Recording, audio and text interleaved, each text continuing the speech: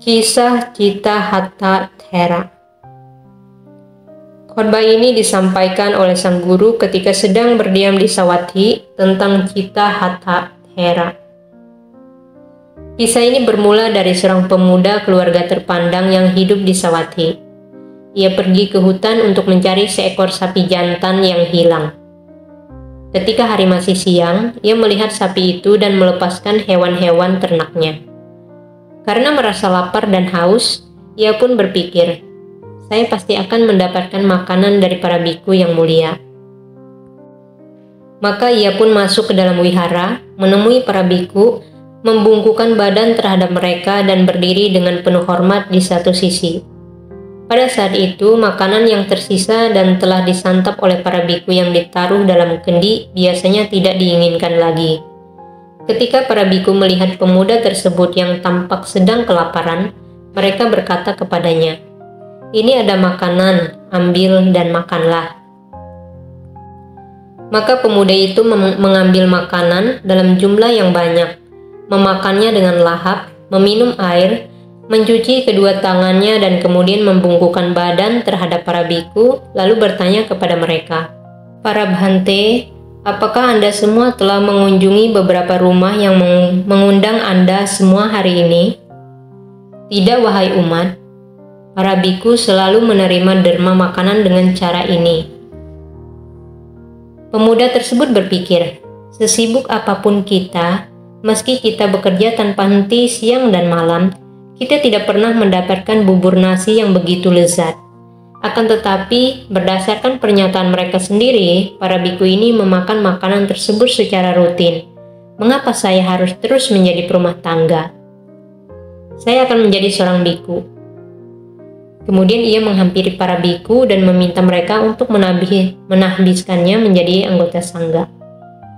Para biku berkata kepadanya, "Baiklah wahai umat," dan menahbiskannya menjadi anggota sangga. Setelah menyatakan ikrarnya secara penuh, ia melaksanakan segala tugas baik besar maupun kecil. Dan dalam beberapa hari setelah ikut memakan makanan yang didermakan untuk para Buddha, ia menjadi berbadan gemuk dan indah. Lalu ia berpikir, mengapa saya harus hidup dengan memakan makanan yang diperoleh dari berpindah patah? Saya akan kembali menjadi seorang perumah tangga. Maka ia kembali pulang ke rumahnya. Setelah hanya beberapa hari bekerja di rumahnya, ia jatuh sakit. Kemudian ia berkata kepada dirinya sendiri, "Mengapa saya harus terus menahan rasa sakit ini? Saya akan menjadi seorang biku." Maka ia kembali pergi menjadi seorang biku. Namun, setelah menghabiskan beberapa hari menjadi biku, ia kembali lagi merasa tidak puas, lalu ia pulang ke rumah. Saat menjadi seorang biku, ia merupakan pembantu bagi para biku lainnya. Beberapa hari berlalu, ia kembali merasa tidak puas dan berkata kepada dirinya sendiri, "Mengapa saya harus terus menjalani kehidupan perumah tangga? Saya akan menjadi seorang biku." Setelah berkata demikian, ia pergi menemui para biku, membungkukkan badan dan meminta ditahbiskan untuk menjadi anggota sangga. Dikarenakan ia telah membantu mereka, para biku pun kembali menahbiskannya menjadi anggota sangga. Dengan demikian ia telah masuk dan keluar dari sangga sebanyak 6 kali berturut-turut. Para biku pun berkata, orang ini hidup dalam kegoyahan pikirannya. Maka mereka memberinya nama Citta-Hatta Thera, sang biku yang dikuasai pikiran. Tatkala ia keluar masuk dari anggota sangga, istrinya hamil. Pada saat ke-7 kalinya, ia kembali dari hutan dengan membawa peralatan bercocok tanam, pulang ke rumah, membuang segala peralatan yang dibawanya itu, memasuki rumahnya dan berkata kepada dirinya sendiri, "Saya akan memakai lagi jubah kuning saya." Saat itu istrinya sedang berbaring dan tertidur lelap. Pakaian istrinya terlepas, air liur mengucur keluar dari mulutnya. Ia pun sedang mendengkur, mulutnya terbuka lebar. Ia tampak seperti mayat yang membengkak. Dengan berpegangan teguh pada pikiran, semua hal yang berbau keduniawian ini adalah tidak kekal, semuanya membawa penderitaan. Ia berkata kepada dirinya, Karena terus memikirkan dirinya, selama ini saya telah menjadi seorang biku. Namun saya tergoyahkan dalam menjalani kehidupan kebikuan. Ia langsung mengambil jubahnya, keluar dari rumah, mengikat jubah pada perutnya sambil berlari. Pada saat itu, ibu mertuanya tinggal serumah dengannya.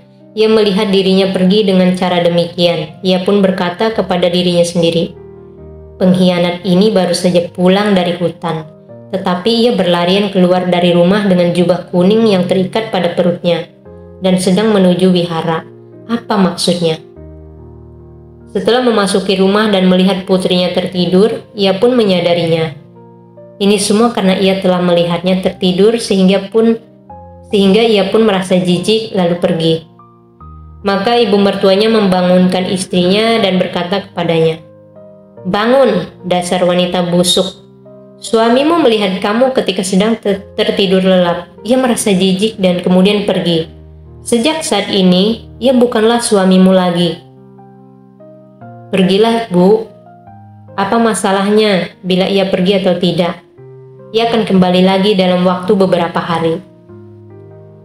Tatkala Cita-Hata sedang melakukan perjalanan sambil mengulang kalimat, "Semua hal yang berbau keduniawian ini adalah tidak kekal, semuanya membawa penderitaan." Ia mencapai tingkat kesucian Sotapanna. Setelah melanjutkan perjalanan, ia pergi menemui para biku, membungkukkan badan terhadap mereka dan meminta untuk ditahbiskan menjadi anggota sangga. "Tidak," kata para biku, "kami tidak dapat menahbiskan kamu menjadi anggota sangga. Mengapa kamu hendak menjadi seorang biku? Kamu memiliki sifat keras kepala. Para Bhante, mohon terimalah saya menjadi anggota sangga hanya untuk kali ini saja." Karena mereka telah banyak dibantu olehnya, mereka pun menahbiskannya menjadi anggota sangga.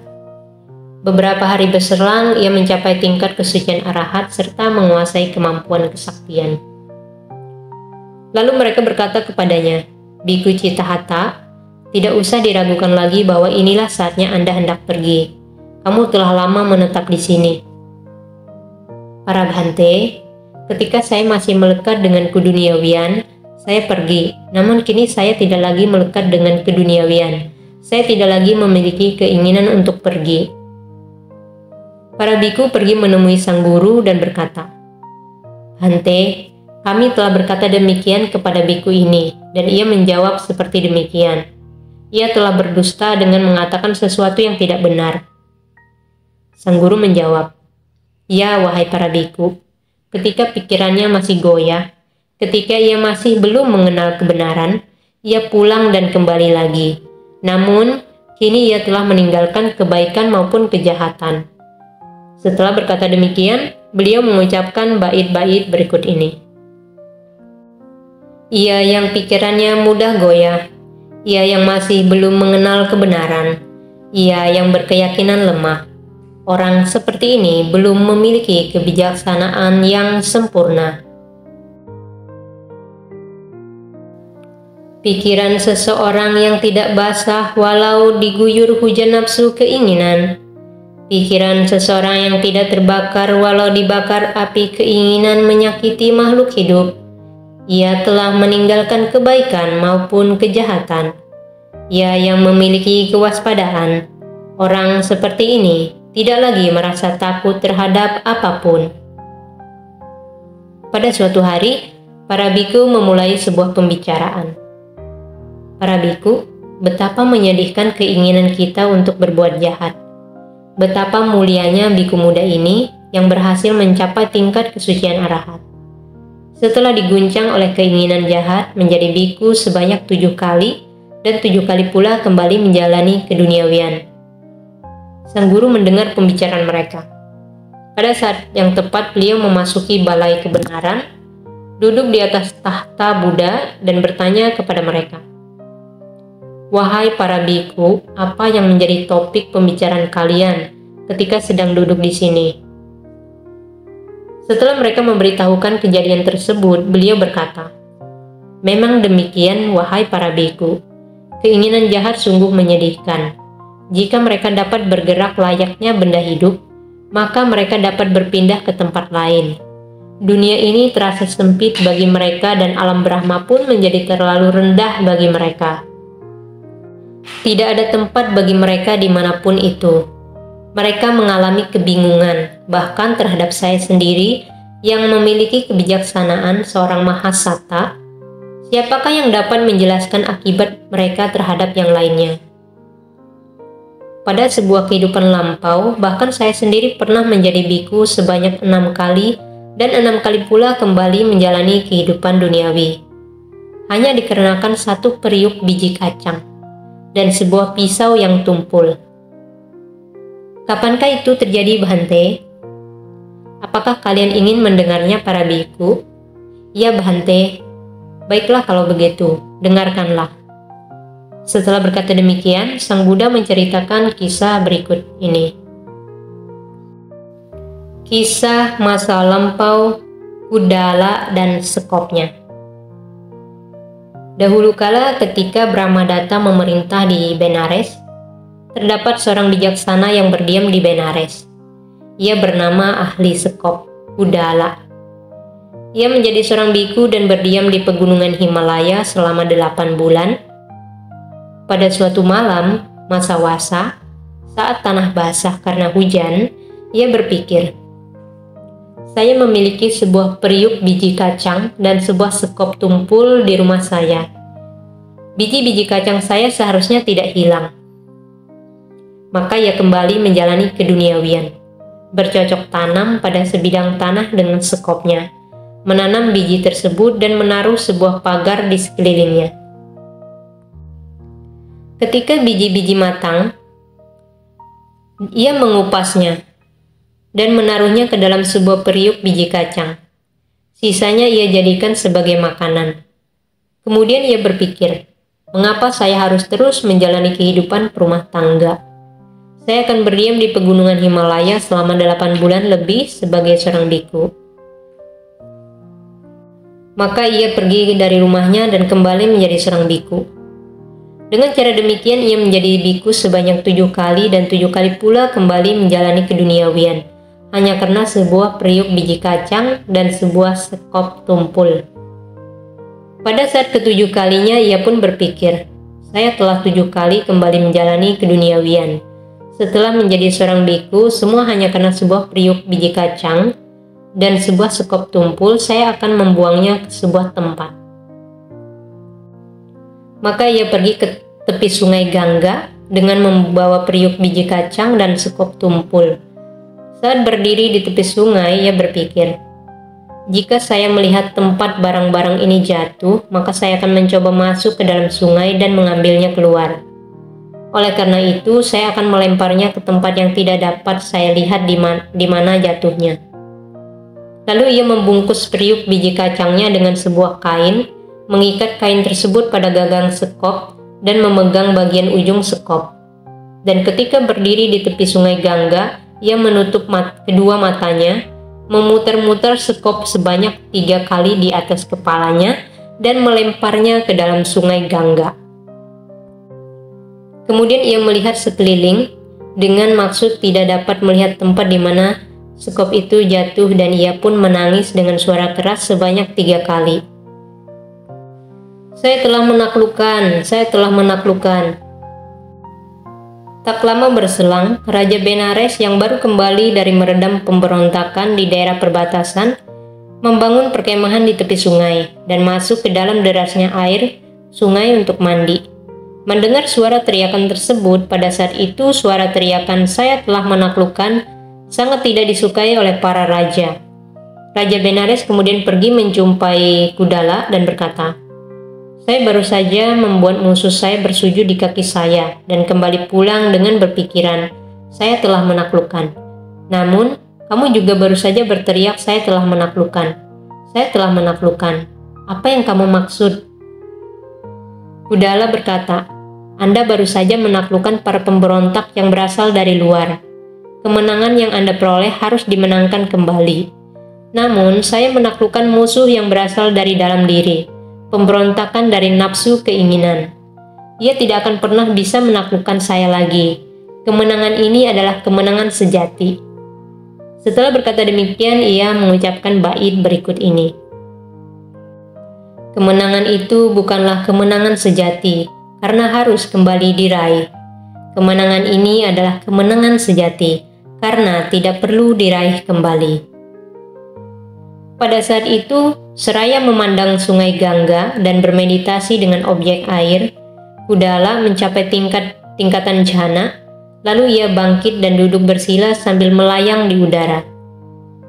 Setelah mendengarkan khotbah dari Sang Mahasata, Raja memberikan penghormatan kepada beliau, meminta beliau untuk menahbiskan dirinya menjadi seorang biku, dan Raja pun kemudian menjadi seorang biku yang berjuang dengan gigih. Pendampingnya mengambil jarak sejauh 1 yojana darinya. Raja lain yang merupakan tetangganya mendengar bahwa ia telah menjadi seorang biku, berpikir, "Saya akan merebut kerajaannya," dan pergi ke sana untuk melaksanakan rencananya. Namun ketika melihat kota makmur yang kosong itu, ia pun berpikir, seorang raja menyerahkan sebuah kota yang indah untuk menjadi seorang biku, tentu bukan disebabkan ingin menghindar. Saya juga hendak menjadi seorang biku. Lalu ia pergi ke tempat Sang Mahasata, memberikan penghormatan kepada beliau, meminta beliau untuk menahbiskan dirinya menjadi biku, dan ia pun menjadi seorang biku bersama pendampingnya.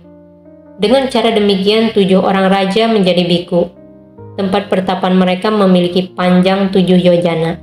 7 orang raja tersebut meninggalkan barang keduniawian mereka dan menjadi biku. Setelah menaklukkan semua raja ini, Sang Mahasata hidup dalam kebahagiaan dan melesat ke alam Brahma. Kisah masa lampau selesai. Tatkala sang guru telah selesai menceritakan kisah ini, beliau berkata, "Wahai para biku, pada masa itu saya sendiri adalah Kudala. Ambillah hikmah dari kisah ini bahwa nafsu keinginan untuk berbuat jahat sangatlah menyedihkan.